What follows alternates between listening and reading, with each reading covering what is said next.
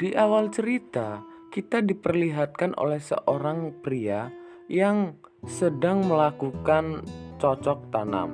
Lalu si wanita ini terlihat seperti lemah gitu ya guys. Dan laki-laki ini bernama Mas Santoso dan si perempuan bernama Markona. Kita sebut saja seperti itu. Kita balik ke 10 tahun yang lalu ketika Mas Santoso ini mendatangi sebuah toko untuk melamar pekerjaan.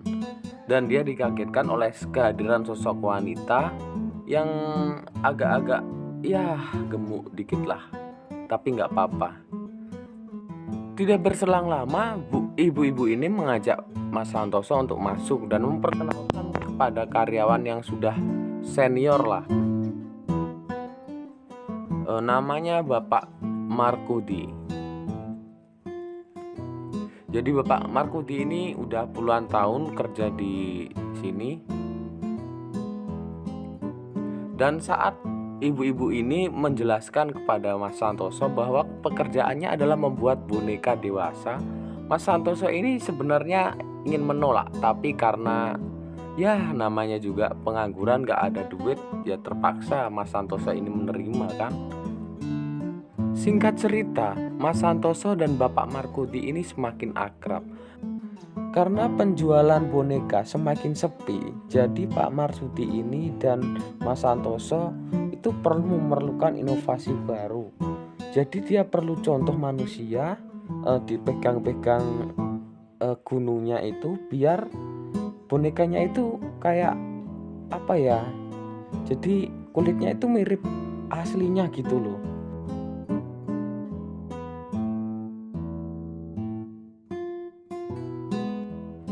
Keesokan harinya, Mbak Markona mendatangi perusahaan yang dikerjai oleh Santoso dan Markudi ini untuk menjadi model dari boneka tersebut.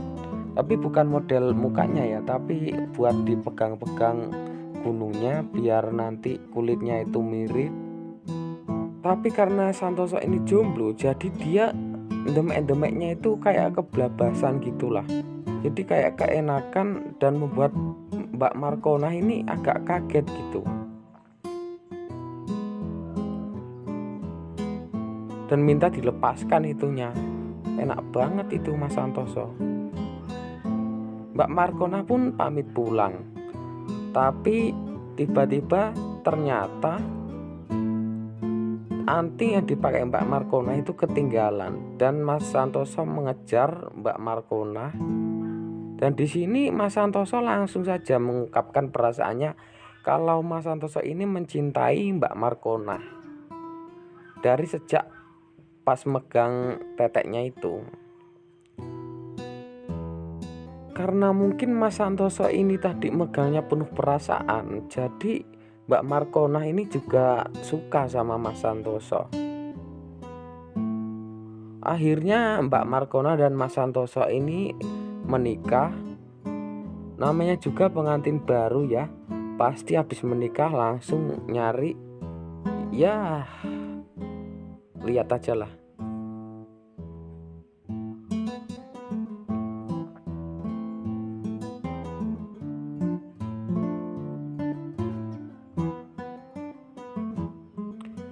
Keesokan harinya ketika Mas Santoso sedang bekerja, tiba-tiba ada telepon yang mengabarkan kalau Pak Markudi ini meninggal ya. Tentunya Mas Santoso cukup kaget karena Pak Markudi ini ya best friend-nya lah.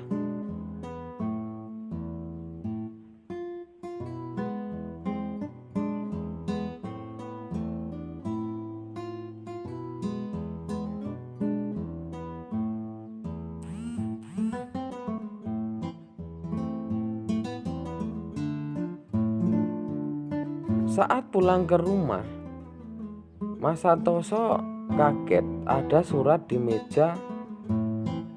Dan ternyata itu surat dari Mbak Markona yang sedang ke rumah orang tuanya karena ayahnya sakit. Jadi perlu merawat lah seperti itu. Tapi tiba-tiba ibu dari Mbak Markona ini menelpon, dan ternyata Mbak Markona itu tidak di sana karena ayahnya itu sebenarnya baik-baik saja ya. Oh, mulai nggak bener ini Mbak Markona. Tentunya Mas Santoso ini agak kecewa ya. Akhirnya Mas Santoso keluar hotel sama wanita ya, berselingkuh ini.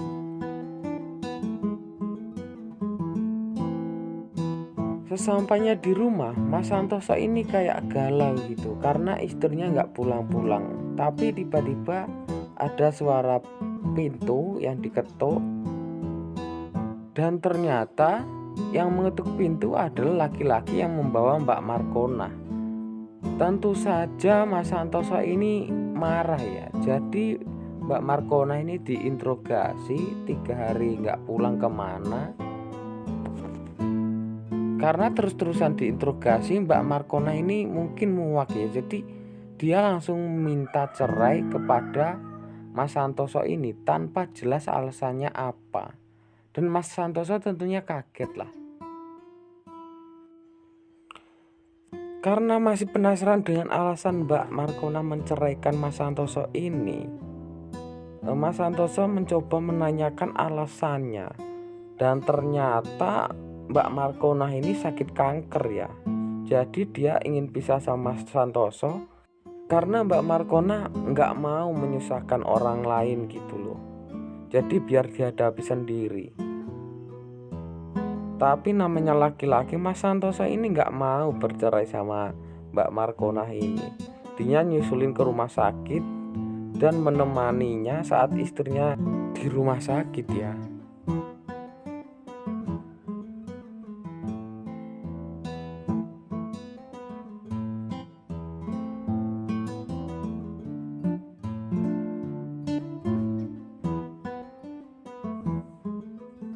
Saat Mas Santoso menemui dokter, betapa terkejutnya Mas Santoso ini, ternyata Mbak Markona itu sakitnya sudah sangat parah gitu loh. Dan kok nggak bilang Mas Santoso gitu.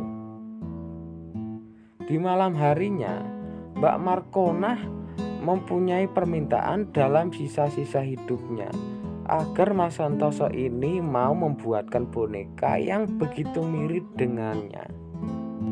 Akhirnya pun Mas Santoso mau. Jadi mau dia membuatkan boneka yang begitu mirip dengan istrinya. Karena dia tahu kalau umur dari istrinya ini sudah tidak lama lagi ya. Jadi dia perlu mengetes, mencoba, mempraktekkan jadi supaya bonekanya itu sangat mirip gitu loh.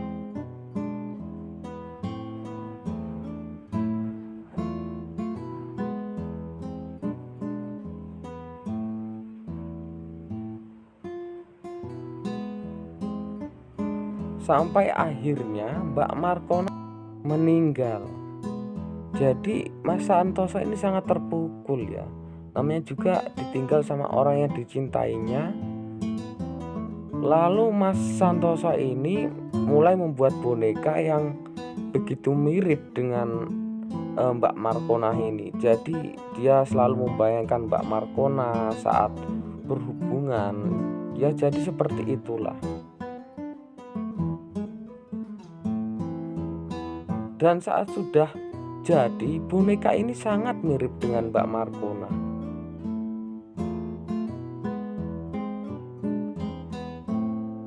Mas Santoso ini nggak kuat karena saat mencobanya, dia teringatlah sama almarhum istrinya. Karena Mbak Markona ini begitu cantik dan bonekanya ini sangat mirip sekali ya. Jadi penjualannya itu cepat laku gitu loh.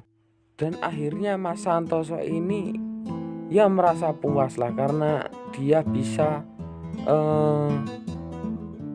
menuruti permintaan terakhir dari istrinya. Dan film pun selesai.